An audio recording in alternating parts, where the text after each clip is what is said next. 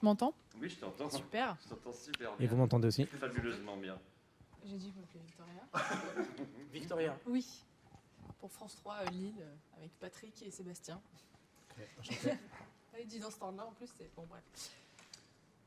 Moi je suis là, Patrick, t'es bien? C'est parfait. Ok. On y va, ça roule. Alors Ibrahim Malouf, bonjour, bienvenue à Lille. Bonjour, Alors merci. vous enchaînez les concerts, en tournée, en festival. Ce soir vous êtes au stade Pierre-Mauroy. Vous aimez jouer dans des endroits aussi immenses parce que finalement la trompette c'est un instrument assez intime. J'apprécie de jouer dans des grands endroits, mais ça n'a jamais été une quête ou une envie en particulier. J'ai en effet plutôt eu l'habitude pendant des années de jouer dans des endroits plus intimes. Mais là, sur ce dernier album que j'ai appelé Red and Black Light, j'avais des envies comme ça d'espaces un peu plus grands. Il y avait une envie de grands espaces. Et donc ça tombe bien justement. Voilà. Quand vous êtes arrivé, on vous a vu regarder le stade. Vous avez déjà joué dans des endroits comme ça? Pas souvent quand même. Je n'ai pas souvent joué dans... Non, mais en décembre, on a joué à Bercy, qui est quand même une énorme arena. Mais non, c'est pas souvent quand même. Après, il y a quand même de grands festivals où il y a énormément de monde en face de nous. Donc on s'habitue jamais à ça.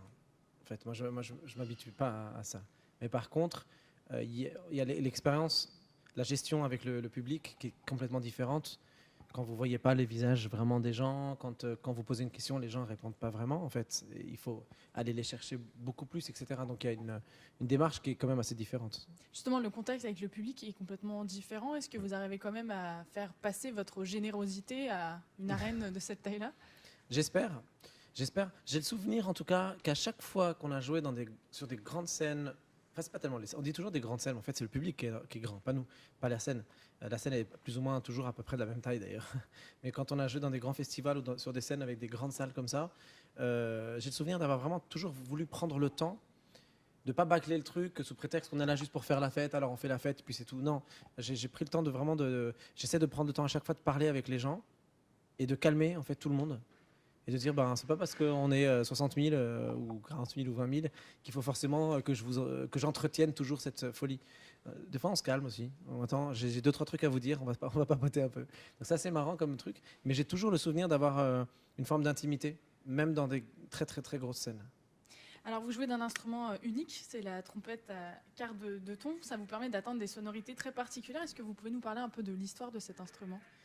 Oui, c'est un instrument dont mon père a eu l'idée dans les années 60. Mon père était un paysan de la montagne libanaise et quand il est arrivé en France pour faire ses études de musique classique, c'était quand même aussi dans le but de pouvoir jouer sa musique natale, donc la musique arabe. Et quelques années, pendant ses études, il a eu cette idée. Il a rajouté un piston qui permet de baisser d'un quart de ton. Donc les gammes arabes sont composées, enfin c'est pas les seules d'ailleurs dans le monde. Il y a beaucoup d'autres gammes partout dans le monde qui sont composées de quarts de ton.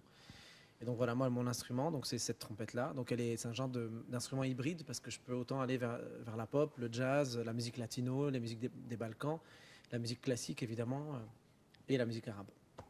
Et il y avait la possibilité qu'elle soit bientôt commercialisée, cette trompette? Écoutez, ça fait 50, 60 ans que mon père bataille dans tous les sens pour essayer de la faire commercialiser. Ça n'intéresse pas grand monde pour l'instant. Donc à chaque fois qu'il y a des musiciens qui ont envie, moi régulièrement maintenant depuis quelques temps, je reçois des mails d'Angleterre, de Turquie, des Pays-Bas, en France aussi, des pays arabes souvent et tout, qui me disent on aimerait avoir cette trompette, comment faire? Alors je leur donne les numéros de téléphone, les contacts des fabricants qui le font à la main, enfin direct, qui le font comme ça sur place. Mais il n'y a pas eu de commercialisation malheureusement. C'était le rêve de mon père, moi. Votre rapport à la trompette est très fusionnel. Est-ce que vous pouvez nous parler de premiers souvenirs que vous avez eus avec cet instrument? Alors je vais vous surprendre, mon rapport avec la trompette est tout sauf fusionnel. Moi, j'ai pas aimé du tout jouer de la trompette pendant très longtemps. C'est vrai, hein, je sais que c'est étonnant de dire ça, mais je préfère le dire. Je préfère dire la vérité, comme ça les gens savent, plutôt que de faire semblant. Oui, l'instrument est greffé à mon corps. Non. En fait, la vérité, c'est que je me suis longtemps battu avec cet instrument. Il y avait un truc qui fonctionnait pas. Vous savez, c'est comme, je sais pas, c'est comme dans un couple où vous voulez absolument que ça marche avec la personne avec qui vous êtes, mais en fait, vraiment, vous vous entendez pas, quoi. Et donc, pendant des années, j'ai bataillé pour essayer de trouver un moyen de vivre avec la trompette et d'y arriver. Et j'ai fini par y arriver. Ça fonctionnait. C'est-à-dire que une fois que j'ai terminé mes études, j'ai mis mon instrument, j'ai eu mon diplôme, j'ai fait des concours, j'ai fait ce qu'on appelle des concours internationaux. C'est-à-dire c'est comme les championnats du monde, mais de musique classique. J'ai posé l'instrument dans sa boîte, j'ai fermé la boîte, j'ai fait OK, maintenant j'arrête, c'est terminé. Et puis, je sais pas, il y a un truc naturellement qui est revenu. J'ai eu envie de reprendre, mais à ma façon, de pas être enfermé dans les dogmes de mon éducation musicale, de pas être enfermé dans les codes dans lesquels on m'a obligé à être pendant si longtemps. Et à partir de là, il y a eu une cohabitation. Et pendant cette cohabitation, nous sommes tombés amoureux. Vous avez fini par bien vous entendre, en fait. Nous sommes tombés amoureux l'un de l'autre. Mais ça a mis très longtemps. C'est tout sauf fusionnel. Alors ce soir, vous allez notamment jouer Red and Black Light ou Nomad Slang. Qu'est-ce que vous aimez dans ces morceaux? Alors, il y a l'album Red and Black Light, il y a l'album Illusion, il y a eu pas mal d'albums, mais c'est ces deux-là, surtout, qu'on interprète dans cette tournée. Qu'est-ce que j'aime dans mes... C'est mon langage, c'est le résultat de pas mal d'années de travail, d'inspiration, d'envie d'être sur scène, de faire la fête, de chanter, de danser, de plein de choses que j'ai envie de raconter. Red and Black Light, ça parle justement de comment parfois il est très nécessaire dans nos vies d'accorder beaucoup d'importance à ce qui nous semble essentiel et de pas tout le temps juste suivre la mode ou les habitudes des autres ou la facilité, mais de se poser la question, c'est quoi la chose la plus importante dans ma vie, c'est quoi la chose la plus importante selon moi dans le monde en fait. C'est cette manière qu'on peut avoir parfois de se dire, allez, je vais quand même me creuser la tête un tout petit peu de me dire pourquoi je vis, pourquoi je suis là, voilà. Et ce rapport avec l'essentiel. Madame Blacklight parle de ça. Donc si j'aime mes musiques, c'est pas juste parce que j'ai le plaisir à les jouer, mais c'est aussi parce que ça raconte mes problématiques, mes questions existentielles, voilà, et je les partage avec le public. J'ai l'impression de ne pas être tout seul dans le monde. J'ai l'impression d'être apprécié par des gens et de vivre en communauté. Justement, vous avez dédié une chanson à votre fille, c'était important pour vous? Ben oui, j'ai dédié des musiques à ma fille, j'ai dédié des musiques à ma mère, à mes sœurs, beaucoup aux femmes de ma famille qui ont... c'est beaucoup les femmes de ma famille qui nous ont donné un équilibre. On a une histoire assez... Bon, enfin, comme beaucoup de gens dans le monde, mais je veux dire, on a une histoire assez difficile, notamment pendant mon enfance. Pas juste parce qu'on a fui la guerre, pas juste parce qu'on a connu... les bombes, etc. Mais parce que l'exil, c'est quelque chose de difficile. Aujourd'hui, les gens oublient à quel point c'est dur de ne pas vivre chez soi. Surtout une période un peu compliquée aujourd'hui, on parle des réfugiés, on en parle comme étant des gens qui dérangent, etc.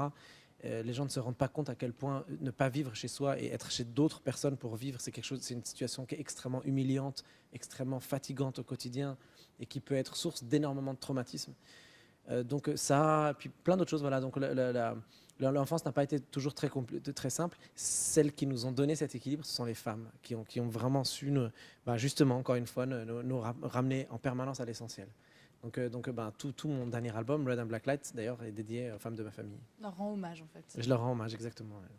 Alors, pour revenir un peu sur un aspect régional, vous devez connaître Romain Leleu, le trompettiste de Los. J'ai joué avec lui il y a deux jours. Justement, alors, qu'est-ce que ça vous faisait d'être en duo avec lui?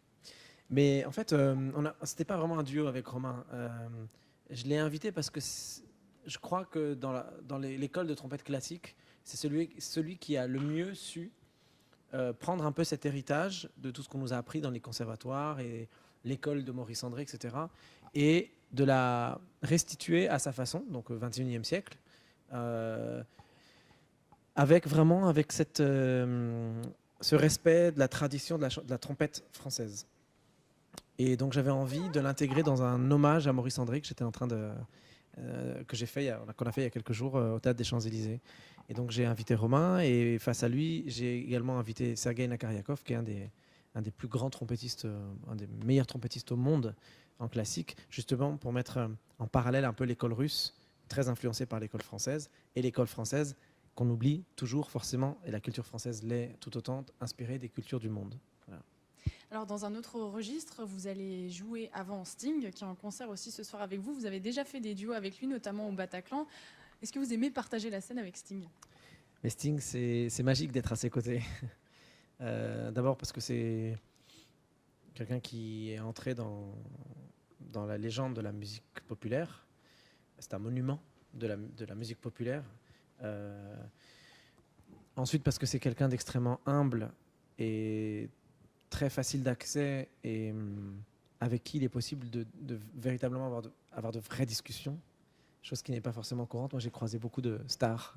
J'ai eu la chance de rencontrer beaucoup de gens voilà, dont la notoriété internationale, etc., les amène à être sur un statut de star. Et ce n'est pas toujours facile. Et c'est quelqu'un qui est très humble et qui vous apprend l'humilité. Et quand il m'avait invité à jouer avec lui sur son album If on a Winter's Night, j'ai passé 2 semaines chez lui en Toscane, dans sa maison. Et j'en garde un souvenir extraordinaire. Et depuis, régulièrement, quand on se croise, en effet, on a la possibilité. Il m'a invité à jouer avec lui. Donc, je ne sais pas d'ailleurs ce soir. Je ne sais pas du tout si je vais jouer avec lui, mais en tout cas, je suis ravi de recroiser sa route. Justement, est-ce que vous réservez des surprises aux Lillois ce soir? Sur scène, pendant mon set, il y a des surprises chaque soir. En fait, non, mais c'est vrai, c'est pas une réponse comme ça. La vérité, c'est que moi, je viens de la musique classique, mais je viens aussi du jazz. Et c'est le jazz qui m'a ouvert ses portes. Et c'est comme ça que j'ai pu communiquer à un plus large public que ma famille, ce que je faisais dans ma chambre. Et le jazz, c'est beaucoup d'improvisation, il y a beaucoup de liberté dans ce qu'on fait. Donc tous les soirs, à chaque concert, il y a des nouvelles choses qui apparaissent, il y a des nouvelles idées qui viennent. Et donc oui, forcément, il y aura des surprises. C'est en fonction de la vibration de la salle aussi, du public qui est autour de vous? C'est souvent en fonction et de l'aspect de la salle, et de sa sonorité, et de l'énergie que le public nous renvoie. Est-ce que pour vous, c'était important de faire l'ouverture de ce premier festival lillois? Comment ça s'est fait? Écoutez, on m'a invité, comme c'est toujours le cas. Nous, les groupes, souvent, on est invités en fait, à jouer je parle des festivals, on est invités. Donc, quand j'ai su qu'en effet, on était invité à ce festival, et quand j'ai vu la programmation, j'étais évidemment très, très heureux de faire partie de l'aventure. Vous savez que Lille et toute la région du Nord est une région qui traditionnellement est très attachée au cuivre, aux trompettes, au cuivre en général. Et donc, je sais pas, je trouve que ça a du sens qu'on soit dans ce festival aussi. Voilà, c'est cool. Merci beaucoup, Ibrahim Malouf. Merci à vous. Merci. Au niveau du timing, j'ai pas abusé, ça va? Non, c'est bon, je veux pas vous. C'était comment le concert de Bieber hier? Je peux être honnête? Ah merde. C'est nul en fait. Enfin, moi j'aime bien ce qu'il fait musicalement parce que ça se danse et tout, mais le mec il a les mains dans les poches, il est en short, il marche, il sourit pas, il se fait